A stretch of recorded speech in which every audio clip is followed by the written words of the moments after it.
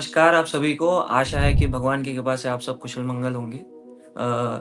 आज हम बात करेंगे भगवान विष्णु के दशावतारों के बारे में, जो शास्त्रों में भी वर्णित है और बहुत लोग जानते भी हैं और बहुतों को नहीं भी पता है। जैसा कहा गया है कि जब भगवान धरती पे अवतार लेते हैं, ज़रूर धर्म की रक्षा करते हैं और इसी कारण उनका अवतार होता भी है। और संसार के पालनहार हैं हमारे भगवान विष्णु और इसी कारण उनका दशावतार भी धर्म की रक्षा हेतु ही सम्मिलित है। और इन्होंने इसी कारण से दशावतार लिया भी था। दशावतार में पहला अवतार भगवान विष्णु का मत्स्य अवतार था, जब पृथ्वी चारों तरफ से जलमग्न हो गई थी और पृथ्वी पे जीवन अस्त-व्यस्त हो गया था, कोई नहीं बचता, तब भगवान विष्णु ने मत्स्य अवतार लिया था ताकि पृथ्वी के कुछ प्राणियों को बचाया जाए, जिससे संसार में आगे संचार और कार्य चलता रहे। इसलिए भगवान विष्णु ने राजा सत्यव्रत को कहा था कि उन्होंने पहले ही बता दिया था कि ये दिन पे प्रलय आने वाला है और मैं मत्स्य अवतार रूप धारण करके आपकी सुरक्षा हेतु आऊँगा। फिर भगवान विष्णु का दूसरा अवतार था कूर्म अवतार और हम सभी जानते हैं कि जब समुद्र मंथन हुआ, मंदराचल पर्वत भी आ गए, वासुकी जी भी आ गए और समुद्र की मथनी तैयार हो गई, लेकिन मंदराचल पर्वत इतने भारी थे कि समुद्र में तैर नहीं पा रहे थे। तब देवताओं और असुरों में काफ़ी संकट उत्पन्न हुआ कि भई अब कैसे करेंगे? तो सब भगवान विष्णु के पास गए कि प्रभु कुछ करो, आपके बिना तो हम उद्धार हो ही नहीं सकते और सही बात है, प्रभु के बिना तो किसी का उद्धार नहीं हो सकता। तो प्रभु के पास गए, प्रभु ने बोला ठीक है अब मैं कुछ करता हूँ। तब प्रभु ने कूर्म अवतार लिया और भारी विशालकाय मद्राचल पर्वत को अपने पीठ पे लिया, जिससे समुद्र मंथन संपन्न हुआ और समुद्र मंथन की वजह से अमृत बाहर आया और अमृत पान की कथा समुद्र सबको पता ही है। फिर भगवान विष्णु का तीसरा अवतार होता है वराह अवतार। वराह अवतार ऐसा कहा जाता है कि हिरण्याक्ष जो हिरण्यकश्यप का भाई था, वो पृथ्वी भगवती को लेके समुद्र में चले गए। उनको किडनैप करके लेके चले गया, तो काफ़ी कॉस्मिक बैलेंस बिगड़ गया कि अब क्या होगा? पृथ्वी भगवती को लेके ही असुर भाग गया। तब भगवान विष्णु ने वराह अवतार लिया और पृथ्वी देवी की रक्षा की, पृथ्वी देवी का उद्धार किया और हिरण्याक्ष जैसे राक्षस का वध किया, जिसके कारण उनका वराह रूप वराह अवतार हुआ। फिर भगवान विष्णु चौथा अवतार लेते हैं नरसिंह भगवान का, जिनमें उनका आधा शरीर नर का होता है, आधा शरीर जानवर का होता है, सिंह का होता है।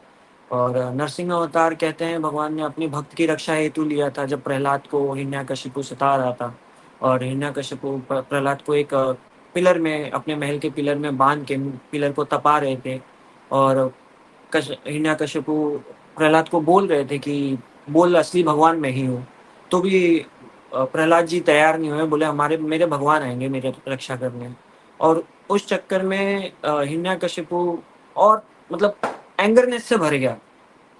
तब भगवान विष्णु ने नरसिंह अवतार लिया, पिलर को खंभे को फाड़ के बाहर निकले और हिरण्यकशिपु का वध किया। हिरण्यकशिपु को वरदान भी था कि उनका जो वध है वो कोई नर नहीं कर सकता, कोई जानवर नहीं कर सकता, कोई देवता नहीं कर सकता, कोई दानव नहीं कर सकता, ना दिन में हो सकता है, ना रात में हो सकता है।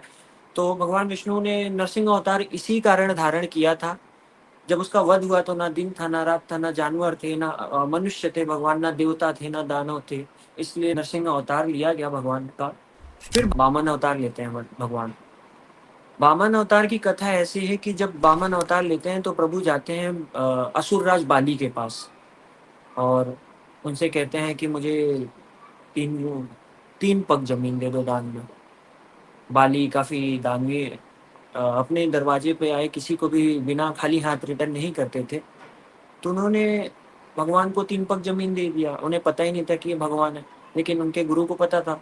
उनके गुरु बार-बार मना करने के बाद भी उनके गुरु मानने को बाली जी मानने को रेडी नहीं थे और बाली महाराज ने उनको 3 पग ज़मीन दे दिया और जब उनको 3 पग ज़मीन दिया, तो भगवान ने तो 1 पग में पूरा 2 पग में पूरा आकाश-पाताल सब नाप लिया, कुछ बचा ही नहीं।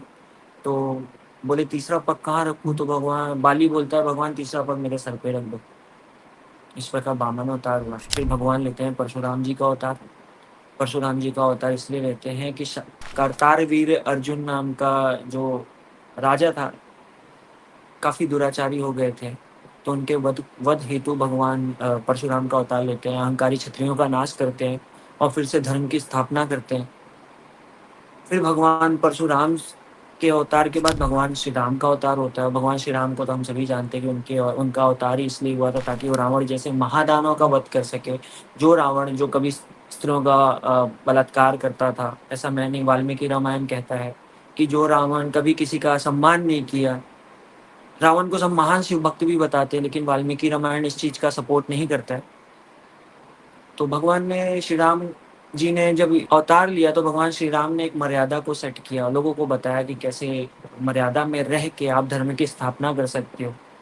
भगवान श्री राम की जीवनी हम सभी जानते हैं। फिर भगवान श्री कृष्ण का जन्म होता है।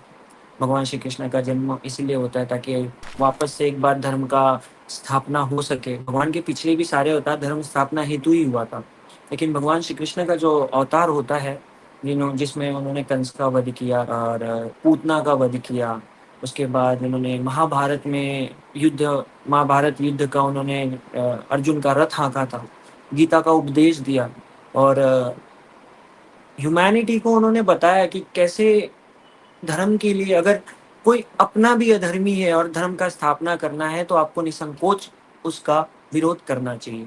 फिर भगवान विष्णु का 9वां अवतार बुद्ध जी का है। ऐसा कहा जाता है कि भगवान विष्णु का बुद्ध अवतार 2 अवतार थे, एक गया जी में हुआ था, एक गौतम बुद्ध का अवतार हुआ था, लेकिन ये विद्वानों द्वारा कहा गया है कि गौतम बुद्ध ही भगवान श्री कृष्ण के 9वें अवतार है। तो ये थोड़ा सा डिबेटेबल टॉपिक है भगवान विष्णु का ये अवतार के बारे में। और हम बात कर सकते हैं भगवान विष्णु का जो 10वां अवतार है कल्कि अवतार, जो अभी होने वाला है। ऐसा कहा जाता है कि भगवान कल्कि अवतार में श्वेत घोड़े पे बैठ के आएंगे, ये भी शास्त्र में वर्णित है। तो अभी कल्कि अवतार हुआ नहीं है, कल्कि अवतार होने में अभी समय है।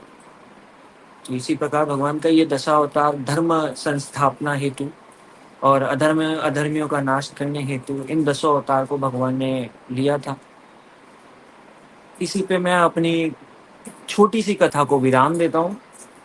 जय श्री हरि, हर हर महादेव।